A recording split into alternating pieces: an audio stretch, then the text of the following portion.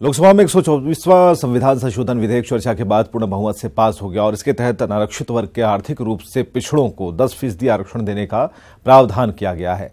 संशोधन विधेयक के बारे में सदन में कैबिनेट मंत्री थावरचंद गहलोत ने कहा कि इस बिल के तहत पूरे देश के सभी शैक्षणिक संस्थानों में उस वर्ग के गरीबों को आरक्षण दिया जाएगा जो मौजूदा आरक्षण व्यवस्था के लाभ से वंचित हैं।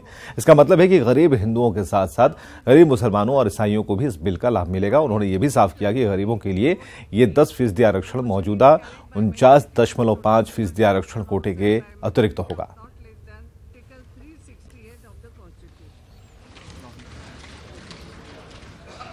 क्यों ओपन करें, अब करना ये लॉबीज में भी ओपन। और आज सवर्ण आरक्षण संशोधन बिल राज्यसभा के पटल पर रखा जाएगा। उच्च सदन में मोदी सरकार को बिल पास कराने के लिए 2/3 यानी कि 163 वोटों की जरूरत होगी।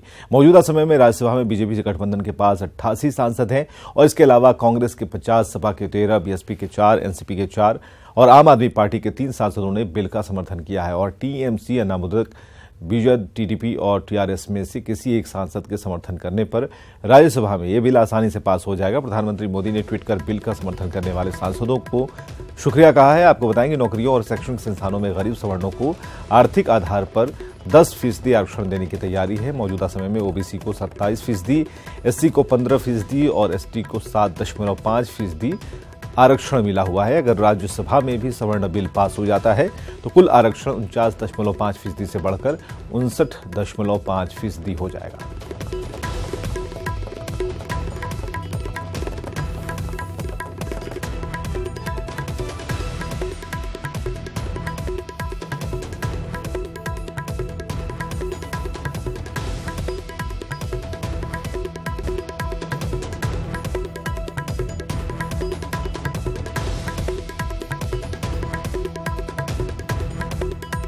मांग थी, देश की मांग थी, इसलिए इसमें पटेल, जाट, ठाकुर, राजपूत, ब्राह्मण, कापू, जो भी समाज आज तक इसमें वंचित, ईसाई नहीं, और ये भी सभी इसमें सभी मजहब भी, और उसके साथ साथ जो बनिया, वैश्य, सारी कम्युनिटी जिनको आज तक कभी नहीं मिल रहा था, उसके गरीब तबके को इसका बहुत लाभ होगा। ये क्रांतिकारी फैसला है।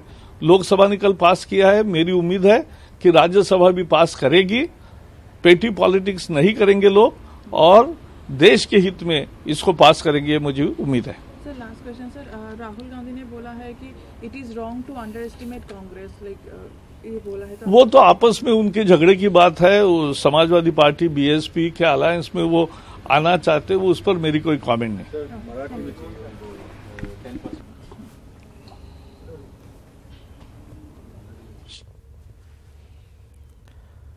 चलिए, उच्च सदन में 163 वोटों की जरूरत है। प्रकाश जावड़ेकर को आपने सुना और जो पूरा समीकरण है वो हमें आपको बताने की कोशिश की है कि अब जो % है आरक्षण का वो बढ़कर तकरीबन 60 के करीब पहुंच जाएगा।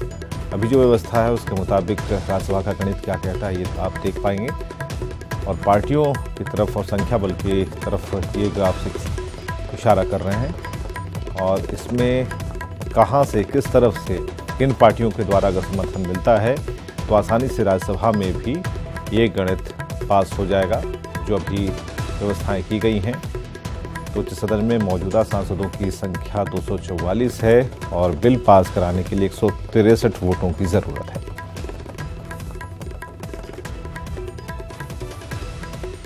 Question is that leave be granted to introduce the bill.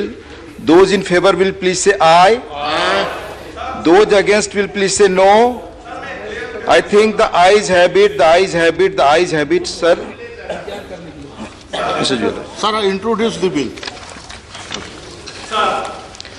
The Constitution Scheduled Tribes Order Second Amendment Bill 2019. Sir, Sri Jewell around to move for leave to introduce the Constitution Scheduled Tribes Order Second Amendment Bill 2019. To further amend the Constitution Scheduled Tribe Order 1950 to modify the list of scheduled tribes in the state of Karnataka. The question is that leave be granted to introduce the bill. Those in favor will please say aye. Aye. Those against will please say no. I think the ayes have it, the ayes have it, the ayes have it. Mr. Sir, I introduce the bill. The Constitution 124th Amendment Bill 2019. Shri Thawar Chand Gehlot to move a motion for consideration of the Constitution 124th Amendment Bill 2019. उपसभापति महोदय, मैं प्रस्ताव करता हूं कि संविधान का और संशोधन करने वाले लोकसभा द्वारा यथा पारित संविधान 103 संशोधन विधेयक 2019 पर विचार किया जाए। The motion moved.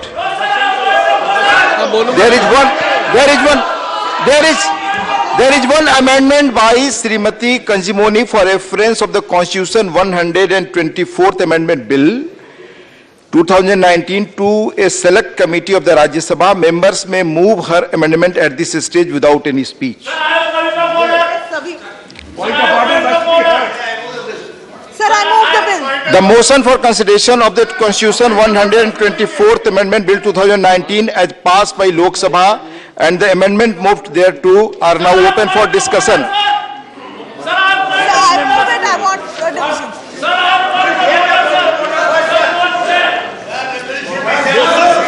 Just to the select committee.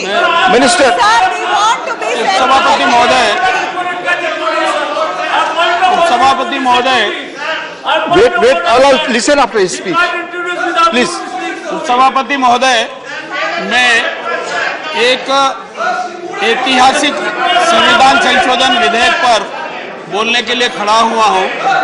इस विधेयक को कल लोकसभा ने भारी बहुमत से पारित किया है और इस बिल को पारित करने की महती आवश्यकता है। आप और हम सब इस बात को जानते हैं कि भारत के संविधान में जो वर्तमान व्यवस्था है वो आर्थिक आधार पर आरक्षण देने का प्रावधान नहीं करती है। इस कारण से सामान्य वर्ग के बहुत सारे ऐसे गरीब तबके के लोगों को सरकार की सेवाओं का और अन्य प्रकार की सेवाओं का लाभ नहीं मिल पा रहा है। सारे देश में लंबे समय से सामान्य वर्ग के लोगों द्वारा, जनप्रतिनिधियों के द्वारा और संसद के दोनों के सदनों द्वारा अनेक माननीय सांसदों ने प्राइवेट मेंबर विधेयक और क्वेश्चन के माध्यम से इस आशय का बिल पास कराने के लिए कहा, निवेदन किया। मैं के साथ ये कहना चाहता हूं कि ये बिल आर्थिक आधार पर आरक्षण देने के लिए प्रावधान करने के लिए है। यह विधेयक सामान्य वर्ग के गरीब लोगों को शैक्षणिक और आर्थिक सशक्तिकरण के लिए लाया गया है। इससे शैक्षणिक संस्थाओं और सरकारी सेवाओं में 10% आरक्षण देने का प्रावधान हो जाएगा। यह विधेयक अच्छे इरादे से और अच्छी नीति से लाया गया है। भारत के संविधान के जगह जाए, मैं आपको समय दूंगा। अनुच्छेद प्लीज। भारत के संविधान के अनुच्छेद 15 में आप एक मिनट रुके। कलिता साहब, आप कुछ कहना चाहते हैं? पॉइंट ऑफ ऑर्डर, कलिता साहब। एक मिनट, वो कुछ कहना चाहते हैं तो बोले सुनने दो। Sir, this morning, एक minute. Sir, this morning you have seen and the members have raised. The situation is not noticed. Notice is burning and there is nobody to answer to that. And the notice is burning and for the Citizenship Amendment Bill. So sir, we demanded that the Home Minister should come and make a statement. The Home Minister should come and make a statement. Below that, beyond that, we have many other objections to this bill, sir. So we demand that Home Minister must come here and make a statement. Sir, please call the Home Minister. Please call the Home Minister and make a statement in the House. Last mister Vijay Goyal मंत्री गोयल जी असम के बारे में point of order में कुछ कहना चाहते हैं।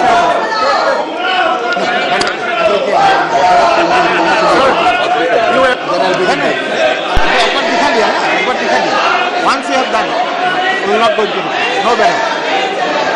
Also, no banner. Kumar ji, ये कितना हुआ? हाँ वो तो 12 बैठक में 8 घंटे का समय तय है इसके लिए। 12 बजे कल सुबह तक पूरी दुनिया को देखने का ये लोग अच्छा बोलने के लिए आपके बात को बोलने के लिए बोल रहे। कविता साहब अपने लोगों को बैठाइए, हम माननीय मंत्री को कह रहे हैं, वो आपका जवाब देंगे।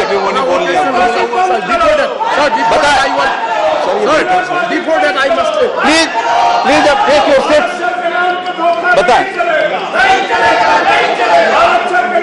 इस शोर शराबे में एश्योरेंस क्या दूंगा? या तो ये बिठा ले तो एश्योरेंस दे दें कि भाई 2 बजे राजनाथ जी ऐसे शोर शराबे में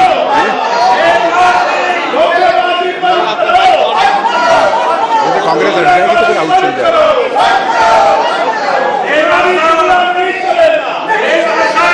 सर ये सदन के अंदर जो कांग्रेस के सदस्य बात रख रहे हैं, मैं सरकार की तरफ से ये कहना चाहता हूं, नॉर्थ ईस्ट के अंदर जिस समस्या को ये उठा रहे हैं उस पे गृह मंत्री जी 2 बजे आपके सामने आकर बयान दे सकते हैं।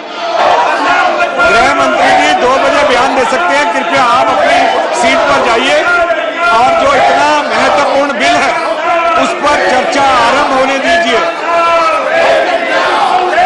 माननीय मंत्री जी अपना भाषण। माननीय उपसभापति महोदय, जैसा मैंने बताया कि ये सामान्य वर्ग के ऐसे गरीब लोगों के शैक्षणिक और रोजगार संबंधी सशक्तिकरण के संबंध में संशोधन बिल है। जो संशोधन में किया जा रहा है उसमें एक ऐतिहासिक बिल पास हुआ। आपकी तालियों की आवाज से मुझे लग रहा है कि आप भी कल देर रात तक टीवी देखने के लिए बैठे थे।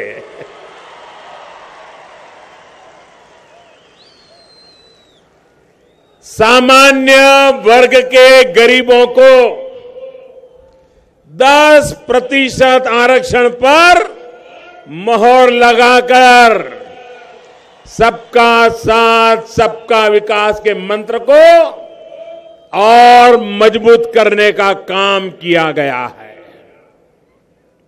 हर वर्ग को आगे बढ़ने का अवसर मिले, अन्याय की भावना खत्म हो,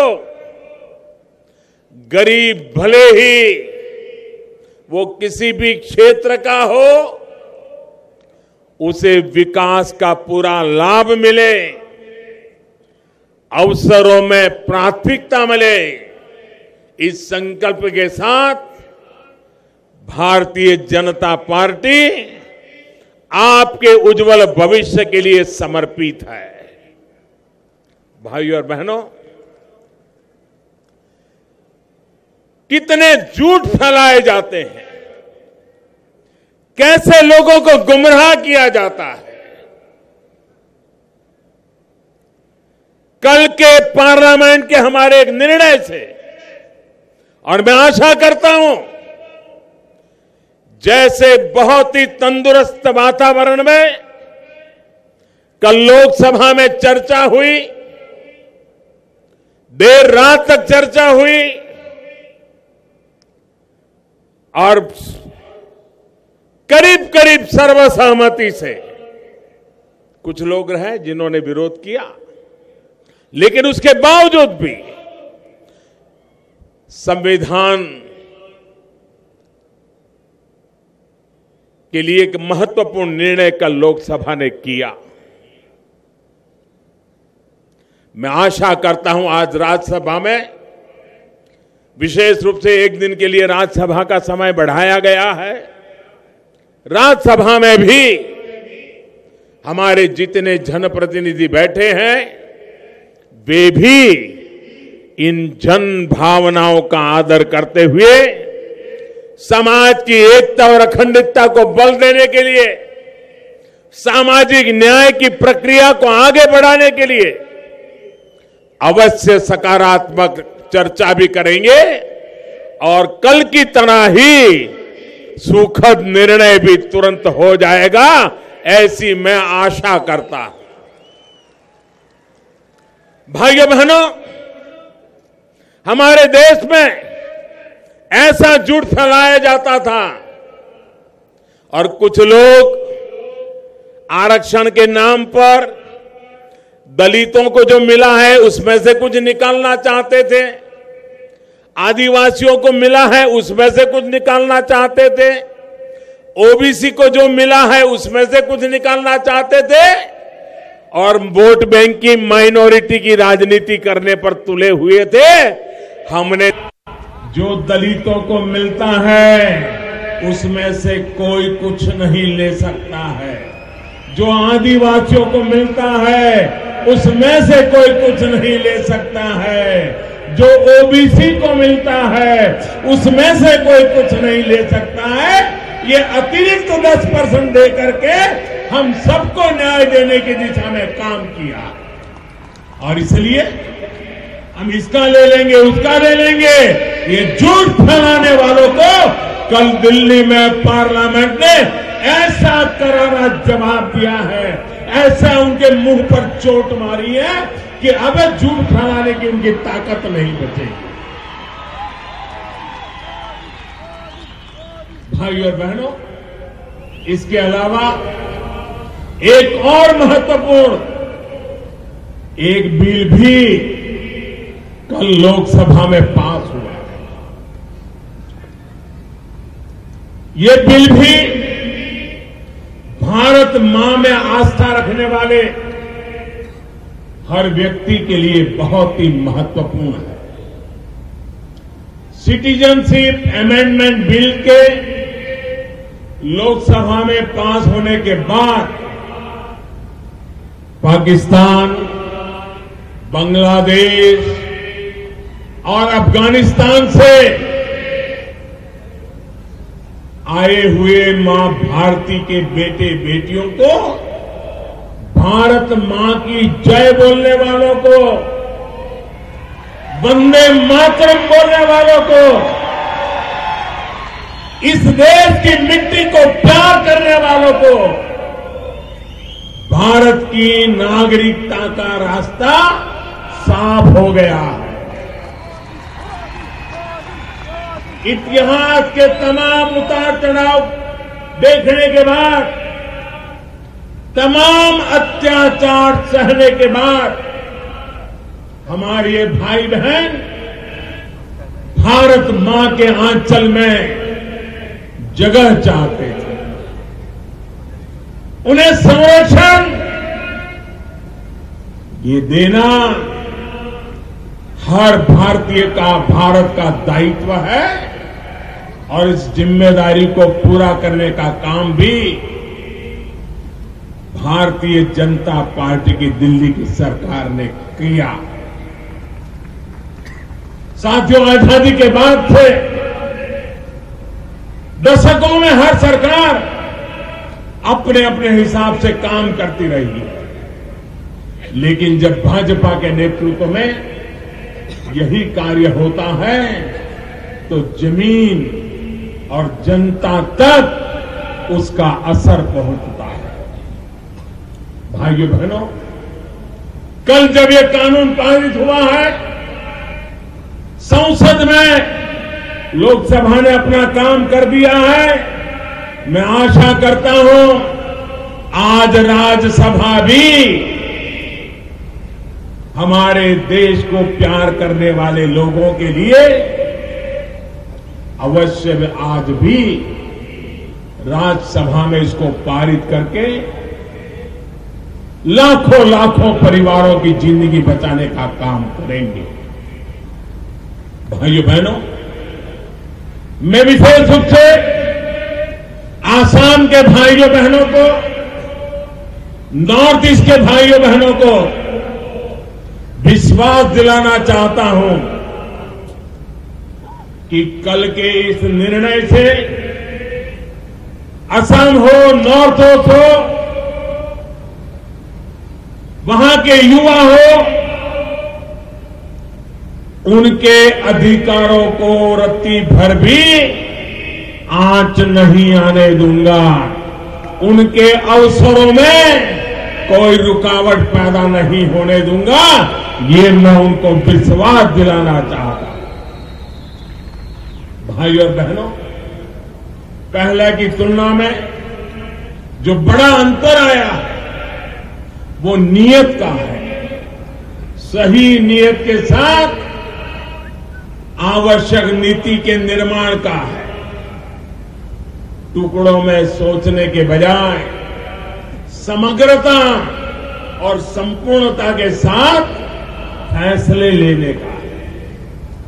राष्ट्रहित और जनहित में कड़े और बड़े फैसले लेने का है। राजनीति की इच्छा शक्ति का है। सबका साथ, सबका विकास हमारी सरकार की संस्कृति है, हमारे संस्कार है और यही हमारा सरोकार भी है, हमारी परंपरा भी है। गांव गरीब से लेकर शहरों तक इसी संस्कार के साथ नए भारत की नई व्यवस्थाओं का निर्माण करने का बीड़ा भाजपा सरकार ने उठाया है। जिस स्तर पर और जिस गति से काम हो रहा है, उससे सामान्य जीवन को आसान बनाने में भी तेजी आई। साथियों, इंफ्रास्ट्रक्चर का उदाहरण ले लीजिए। सोलापुर से उस्मानाबाद तक का यह नेशनल हाईवे 4 लेन का हो गया है और आज देश के लिए समर्पित भी हो गया है। करीब 1000 करोड़ रुपए के इस प्रोजेक्ट से हर वर्ग, हर संप्रदाय, हर क्षेत्र के लोगों को सुविधा होगी। साथियों, आजादी के बाद से 2014 तक देश में 90,000 किलोमीटर करीब करीब नेशनल हाईवे थे और आज 4 साल के बाद 1,30,000 किलोमीटर से अधिक के हैं। 1 करोड़ 10 लाख रोजगार टूटे। आनंद जी सदन को गुमराह मत करें। नहीं, पहले इनका पॉइंट ऑफ ऑर्डर वो मैंने सुन लिया। मैं बताता हूं। मैं I'll come back. You have completed, Mr. Mistry. No, you have completed your point of order now, Mr. Raja. अरे wait, now, Mr. Raja. Sir, legislation of this nature will have serious implications on our society.